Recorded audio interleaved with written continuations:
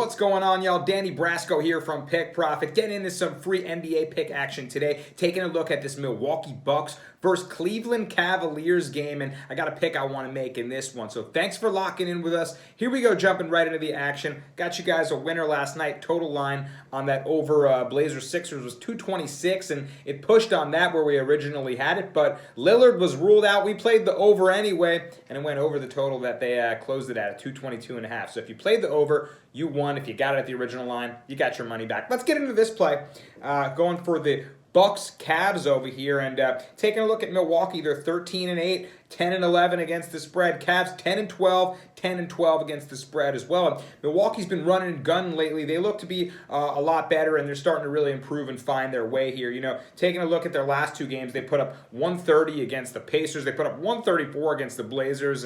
Blazers don't play any defense, so that's not too unexpected there. But they're dropping buckets on teams, and they're playing the high totals. You know, prior to that, they were on a little two-game skid. They lost to the Pelicans, and they lost to the Hornets. So, they go up and down. It's a hot and cold team. They lost two, they won two, they lost two, they won two, and that's, the trend, actually, over the last course of games they've played. Meanwhile, taking a look at the Cleveland Cavaliers, in their last one, they lost to the Clippers. They were hanging in that game for most of it, but at the end just got totally blown out.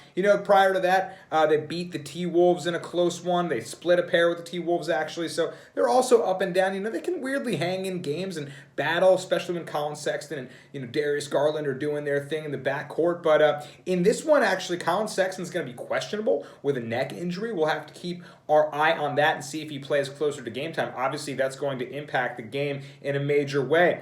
Spread sitting at a -10.5 for the Bucks, pretty hefty there. And Cavs can battle in some games. They'll be at home in this one, so that's interesting. But what I'm eyeing my eyes on, good one, is the game total here. And it's set at 226. It's pretty high for a Cavs game there. Cavs typically don't play to, crazy high totals. I mean, speaking of which, the Cavs have gone under in 13 of 20 of their last games. So 13-7 to the under. When they play at home, they're 6-5-1 to the over-under. So playing to the over a little more at home. And then when the Bucks are away, they're 6-4 to the over-under. So also playing a little more to the over there. Take it for what you will. Cavs have actually been playing to the over against Eastern Conference teams, but I'm worried if Sexton doesn't go or if his neck is giving him issues, if they can cover their share of the 226, and that just feels really high for a Cavs game. Of course, the Bucks are second in total scoring on offense. They're second in field goal percentage. They're fourth in three-point percentage. They're second in total rebounding on offense. Eighth in defense rebounding. They crash the glass pretty well. And their defense has been ticking up a little bit, actually. It started really abysmal, but now 8th in field goal percentage against, so they can hold you to bad shooting nights here and there. And speaking of bad shooting nights, the Cavs have 29th ranked total scoring. They're 22nd in field goal percentage.